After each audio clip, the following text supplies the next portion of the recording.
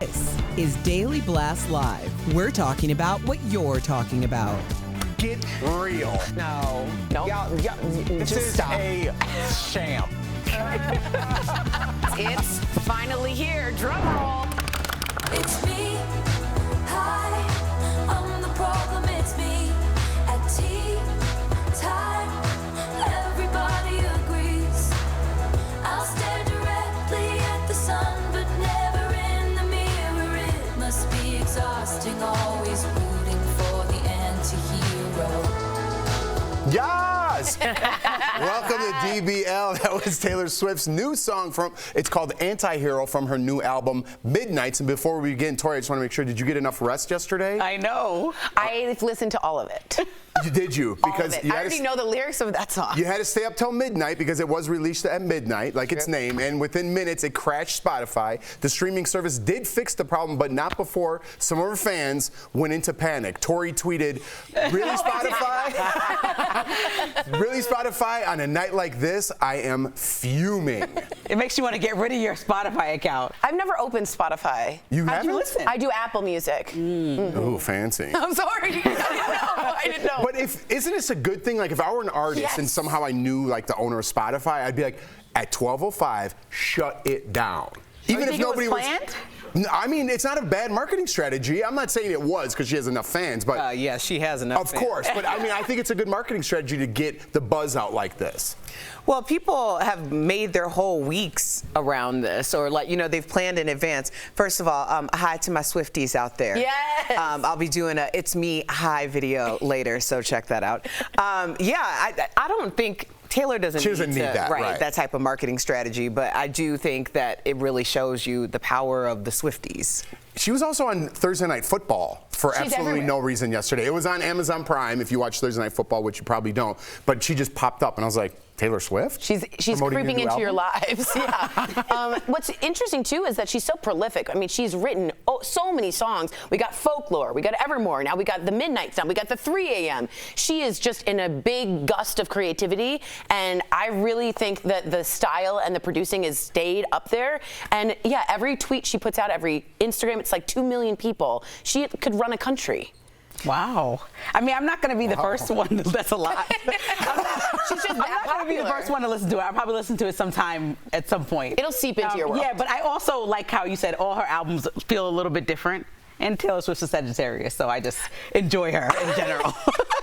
Good old Sag. All right, there's a little push for her album. She doesn't really need it, but she does not. She does not. All right, sorry, but he's not sorry. Earlier this week, a New York restaurant owner blasted James Corden for being a rude customer, citing an incident with an egg that got sent back. Stop. The owner says James apologized for the incident, but during a recent interview, James said, "I haven't done anything wrong on any level. Happens every day. It's happening in 55,000 restaurants. As we speak, it's always about eggs." Dude. Yeah, so I'm going to need for people to stop using the excuse of everybody's doing it, because just because everybody's doing it, as Roosevelt, my dad, would say, well, if everybody was jumping off the bridge, that means you need to jump off the bridge. Exactly. And the truth is, Roosevelt, you don't need to jump off the bridge, okay? I think my dad called your dad and he said the same thing to me. I love it. I love it. Solid advice. Right. And also, you see how rapidly people are leaving the service industry, and a big part of this is the reason why. I was just with One Fair Wage, which was in New York, which their focus is making sure that equity and inclusion happens in the service industry. And the fact of the matter is 1 million people have left the service industry since the pandemic began, and they have no plans on returning. So if you want quality people and quality restaurants and quality service, then you need to treat people like they're people and human beings. Yeah, I have zero idea why this is the hill James Corden is dying on. He is a jerk, and now, excuse me, and he also doubled down on being a jerk. Why say sorry, not sorry, when the thing you're being accused of is being rude? And you can say other people do it, that doesn't make it right, like Erica said. I think he's going to England, he's done with his show. I just want him gone. What if this is a one-off, though? It's not. I think what happened, this is my whole theory about what happened. I think that he called the owner because he loves that restaurant and said, hey, you know, my bad about how I behaved, and he wanted to go back there and eat in peace. And the owner put him on blast, like, okay, I don't care if you're a celebrity. We're done with you treating us bad. And so now he's like, well, since you did that, my ego's taken over and now I'm mad. And so it was like this back and forth where really he just wants to eat at his restaurant and the owner just wants him to treat people well. Like, it's a really easy thing to solve if he just actually talks to the people that he offended. And I did a deep dive, just so you know, because I was worried that we were taking him a little too harshly, right? Yeah. He has in London, New York, Chicago, allegedly, a lot of people saying he's been so rude, customers themselves had to step in to say, stop being so aggressive to the waitstaff. So to me, where there's smoke, there's fire. No one's canceling him. He's held accountable. Yeah, Right? The entitlement of people like that, not James Corden, but people who treat their servers bad is like something I don't stand for. No, I do And if not. it was a one-off, I was trying to defend him the other day. If it happened more than once, it's a pattern. Yep, right? there's smoke For there. Sure, for sure. All right. Is Meghan Markle lying, huh? Some of her Deal or No Deal coworkers say yes. Meghan appeared on the game show as a briefcase holder from 2006 to 2007, and on her podcast, she said there were different stations backstage, including one for patting your bra. She said she quit the show because it was all about looks and she felt like a bimbo. Other women who appeared on the show with Meghan say there wasn't a bra station and say they were never treated like bimbos. So, no, she's not lying. She's speaking to her experience. And I think I've been with only ensemble casts for 20 years. And all of us are here for different reasons. So if Meghan Markle, who also had aspirations beyond her aesthetics, and I'm not saying that these other women didn't, it's just that their path for their career was clearly different than the intention for Meghan's path. Now, in terms of the bra station, I don't know if the bra station was there or not. Maybe the bra station was there and the other women didn't need it, so they didn't know it was there. Right. Everybody can share their experience without anyone lying about their experience unless they're actually telling a lie that is meant to hurt someone or harm like the production or harm like what's happening to people's bags. Otherwise, you can just speak to your experience and that's totally okay. Well, I have two thoughts about this because one of the women who spoke up was Claudia Jordan, who's very successful in her own right. She was on Housewives. She has her own talk show now. Well, two of them. And she was like, this actually launched my career for me. It was, you know, this thing where it seems like you're calling people who work there bimbos, but for me, it opened all the doors so that she met these executives to do the show she's doing now. And so she's like, that wasn't my experience. But I also think Meghan, as somebody who now runs several media entities and wants to sell a product, you don't come up here and come with your driest self, right? If I tell a story about what happened with me and my mom or Dancing with the Stars, I'm very over the top with the story. Like, okay, my mom doesn't have 5 remote controls to get to she has 2, but it's still ridiculous that she has to take all that to get on a streaming network. So I think maybe it could have been elaborated. Maybe she could have, you know, exaggerated a little bit. And I'm just like, that's what people do when they're trying to be performers and have a show. Yeah, good point. Yeah, I have nothing to that sound really good. To be honest with you, like at first I was like, oh man, she's putting down the other girls. They can all have their own experience and I can let everyone have their own experience and mind their own business. I'm learning that as I go. Do I need to get rid of the pants packing station It's back? terrible. The socks are out of control. No more socks. All right. I got to tell you, when I first moved to Los Angeles, I remember this story. I was like 23 or 24, and I just found a guy there, and we moved in together, and he was dating a girl from Deal or No Deal. And I remember she'd come over, and I'd get nervous, because I'm like, you made it. Oh, like, wow. you really, you're a star. It's like perception. I was like, yeah. At the time, I was like, wow. I was living in his closet, literally, and I was like, you're on TV every week. Wow. What a great. But it was. I know. But I was looking at her like she was like Tom point. Cruise. It's so crazy. Absolutely. I mean, people always like think about it and think like, okay, maybe it didn't change the course of history. But we can say at the time, Deal or No Deal was a huge show. Oh, for sure. Any person who was cast on the show, it was a big deal. So, I mean, people are going to say what their experiences are, but it doesn't change the fact that that did open up doors. We do remember that show. It was a part of pop culture. Yeah. Oh, man, we don't have time. I wanted to get in Olivia Wilde's salad dressing because Grey Poupon really had a good snappy comeback for them. Oh. Yeah, they called it, we should have just did it real quickly. We can do it in the break. It's called Don't Worry Dijon. They put it on their thing and said it's Don't Worry Darling, but they capitalized on the whole dressing thing, and Olivia Wilde made her special dressing for Harry Styles because Jason Sudeikis laid in front of the car. I wanted to squeeze that in. That's good on them, though. It's really good on them. Smart marketing. And that's my favorite. I like when a story turns into something else that's better than the original story. Good on you, I thought you meant Grey Poupon was your favorite. I was about to think that was pretty funny. No. Anybody who actually uses Grey Poupon often. It's good Dijon. It's pretty good. It's good Dijon. Oh, It does make really great base for a salad dressing. Yeah, yes. very tangy. You just stepped into mustard, Lindsay. Don't come at me on I have a great coupon story during the break. All right, tune in. Check us out on YouTube. Coming up on DBL, our interview with Vanna White. She shares how Pat Sajak was skeptical of hiring her at first, and Wendy Williams may be making a comeback. In the restaurant scene. Wow. Well, Erica's going to take it from here. She's going to give you the details of what Erica's watching. And as we go to break, Tori insisted that we take another listen to Taylor Swift's single Anti-Hero. Enjoy, everyone. It's me.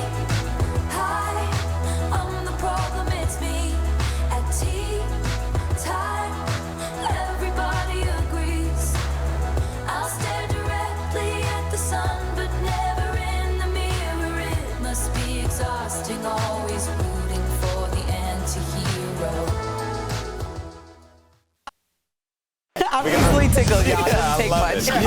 We're gonna sit here and be right. I know y'all gonna be mad at me, but I'm just telling you the truth. You can smirk all you want. You don't have to tell me to go. Brad Pitt. She's playing. I was trying to get to the bottom of what the song means. So I love I love when I listen to songs and I'm like, oh my God, that was the reference. Or so since Tori listened to it and loves it, Tori's in the melody phase. She didn't actually get into the words. The lyrics go, I'll look straight into the sun, but I won't look in the mirror. It must be so exhausting, always rooting for the anti-hero. So what does that mean though? That's a lot of like word.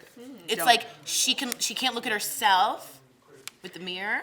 And she is the anti-hero? Story of betrayal. It's betrayal. Like everyone will betray Betrayal. you. Okay, I'm gonna listen to it. The now. anti-hero is like the villain. Well, that's why I want to get to the bottom of what Anti-hero Is like the opposite of right, the the hero. antagonist. Not the protagonist. No, the protagonist is the hero. Anti-hero is the antagonist. Wow. But like they're not worth. Why make Midnight They're not plural? heroic. The villain. Because she wrote several times at midnight, so these were all her midnight songs. That makes sense. She also added 7 songs, if you guys didn't know, a secret, that are called 3 a.m., so they're later in the time, and one of them is about one Mr. 7 John. songs are called 3 a.m.? No, a separate album called 3 a.m., and those 7 songs, one includes something called the 19th song. She was 19 when she dated a 26-year-old John Mayer, and she goes, she goes after him pretty strong and says he shouldn't have been dating a child. She also has a song that's about people think a miscarriage, actually, some pregnancy loss. It's a beautiful one. It's called Beyond the Sky. And she talks about only having you with me for a short time and what it means. And it's going crazy on Reddit for people who have child loss or pregnancy miscarriages. And we don't know, she hasn't said it, but it certainly reads like a... Who is she dating right now? She's with Joe Alwyn. You never see them. He's British. My London boy.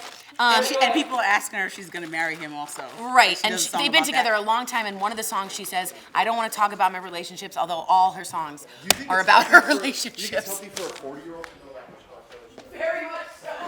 When I work at a talk show, yeah.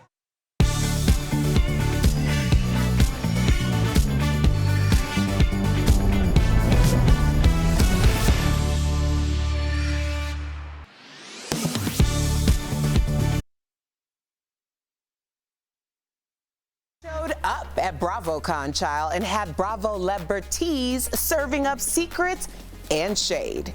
There's a new king on the scene, and how's Wendy doing in this week's What Erica's Watching? Now first, there's BravoCon. Well, Married to Medicine's quad pulled out receipts during the season finale reunion, proving she did not start the rumors about Toya cheating. I just kind of wanted to put it to rest, and I decided to, hire a person who had 30 years in the business in the FBI, and then has a secondary career in polygraph, and so I decided to take a polygraph test. Let's just say I got my Bravo on at BravoCon, okay?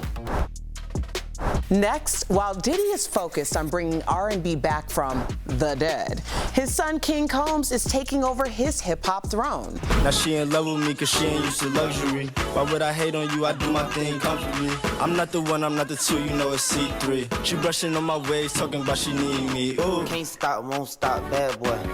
Despite some haters, they are the first father and son duo to make the hip-hop R&B charts top 10 at the same time.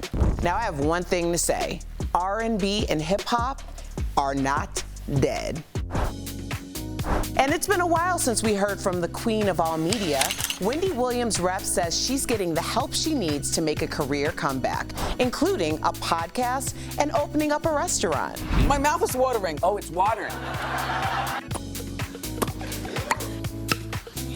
Bring out the food! Well, she is a foodie. Plus, she's been taking time to talk to some New Yorkers and the finest restaurateurs. Share with me anything that catches your eye by using the hashtag DBLEricaWatch. We'll be right back. Are you ready for a fresh new... It's that time of year again. Parents will be handing out loads of candy, but when it comes to pets, some candy is downright dangerous. So we wanted to look into which treats are most treacherous to your furry friends. Our source is Audrey Wisetrack, CEO and co-founder of Pet Folk, a vet and urgent care clinic, and PetMD, a vet-written and reviewed website. There's an array of candies on the market, but Wisetrack says there are a few that pet owners should be extra cautious about. Any sugar-free products, ranging from gum to candy. There's a lot of products out there that tend to be sugar-free. Sugar-free candies contain an ingredient called xylitol, which PetMD says can be very dangerous and even deadly for pets. Pets do not have the ability to break down that sweetener, and it causes a very dramatic decline in their blood sugar and can cause seizures and death. Another that tops the list, even though we may think it's healthy, raisins. Wisetrack says owners need to keep them away from their pets. Raisins can be highly deadly to animals and cause some severe problems with kidney function. And even in a small quantity, 1 or 2 raisins can be toxic. And finally, dark chocolate. Baker's chocolate has the highest level of toxicity for our pets, and then milk chocolate to a lesser degree. Dogs and cats just don't have the ability to break down the component of chocolate. So if your dog or cat consumes any of these, Wisetrack says call your veterinarian or urgent care. You can also get help from the ASPCA or other pet poison control hotlines. With your Verify Fact Check, I'm Megan Bragg.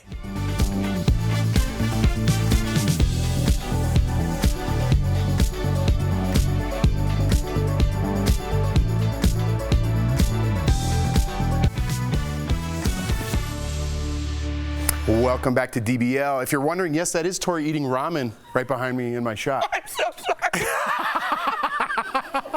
Welcome back. Wheel of Fortune has been lighting up living rooms for decades, and so has the beloved hostess of the show, not Tori. She's been flipping letters for 40 years. Earlier, we chatted with Vanna White. Our guest panelist, Mark Summers, he was there too, about the newest season of the iconic game show. Check it out. Welcome, Vanna. Hey. Thank you. Wow. All right, Vanna, it's weird to call you Vanna, Miss White. It's insane that... Oh, please call me Vanna. Oh, thank you so much. Unless you're letting her into a limousine. Miss White. It is insane that Wheel of Fortune is on season 40 now, but I want you to take us back to before season 1. Pat Sajak was actually skeptical of hiring you at first. Can you tell us the story there? Well, I think Pat wasn't the one that made the decision. It was Merv Griffin.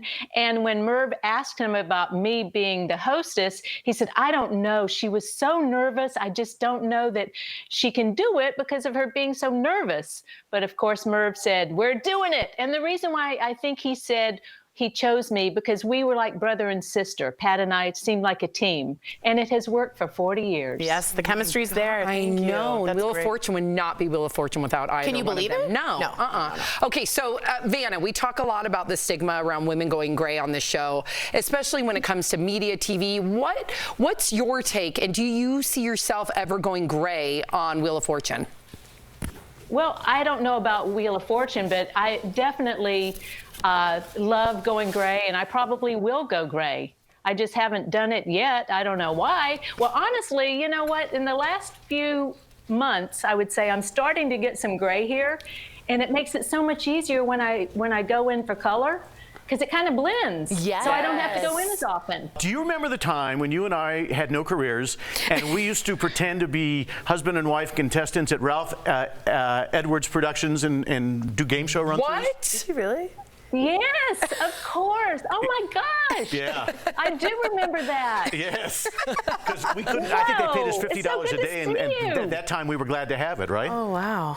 When was the for last sure. time you two saw each other? Oh, I haven't. At an NATPE convention, which was probably 10 or 15 years ago. But I don't want to tell you how much money I've lost in the slot machines of Wheel of Same. Fortune. Yeah. Do you Oh, play those no. things when you go to Vegas? I don't play them. That's only because what if I won? That would be weird. So what I do when I go to Vegas, I'll go up to the Wheel of Fortune slot machine and I'll rub it and I'll turn down and look at the player and go, good luck. All the time. Very nice. Anytime I'm walking through the casino, I do that. That's cool. That would be like dream. better than winning. Yeah. That would be, the story is better than winning. But if for you sure. win, it'll sound like a lie to your friends, and it's like, and then Vanna White rubbed the machine. That would be Free drinks, so apparently. amazing. No one will believe you. Vanna, do you play Words with Friends? I do. Are you awesome at it? I think I'm okay. That means I don't yes. know. Pat Sajak, I play with him, and he beats me all the time.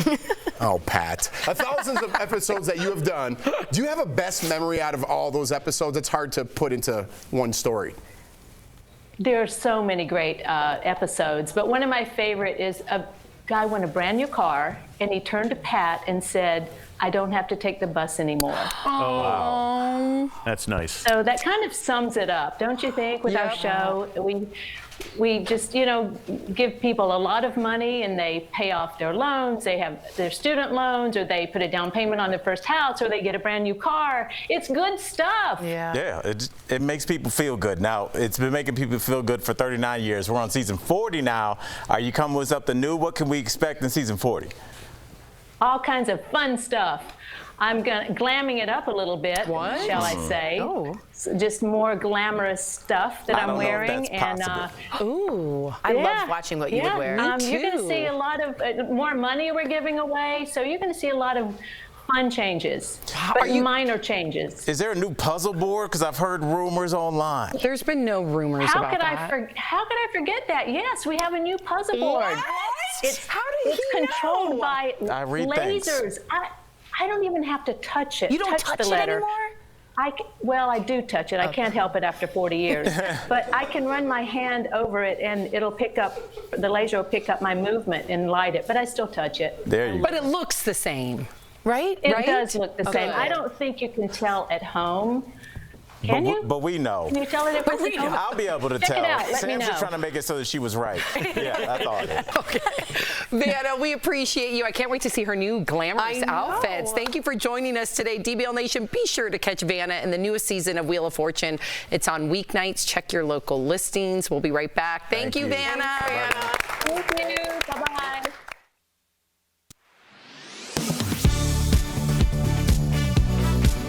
It seems to be a morning routine for me. I set my alarm for 7 and snooze until about 8 a.m. While I feel like I'm getting more sleep, is that actually the case? The question, does hitting the snooze button multiple times actually make you more groggy for the day? Let's verify. So we went to someone who knows all about sleep, Dr. Douglas Kirsch, the medical director of sleep medicine at Atrium Health, and we also checked in with the Houston Methodist Medical Center.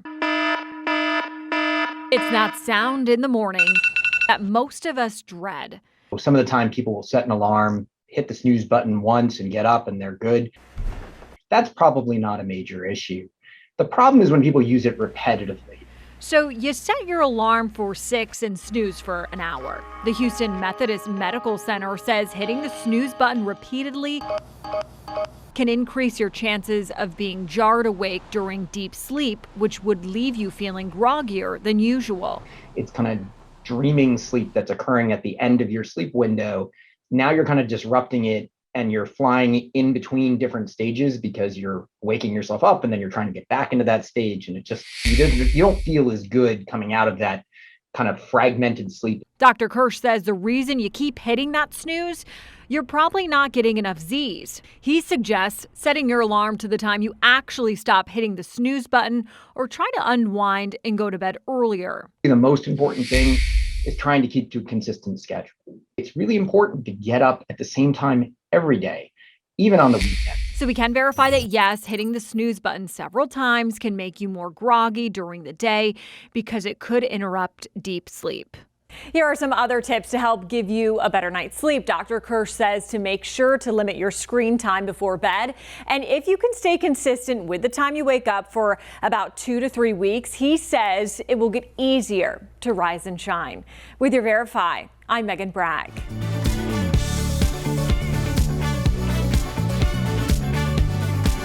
In 2020, more than 26 million prescriptions were filled for Adderall and its generic substitute. But a viral Twitter post by a pharmacist claims there's a nationwide shortage of Adderall with no end in sight.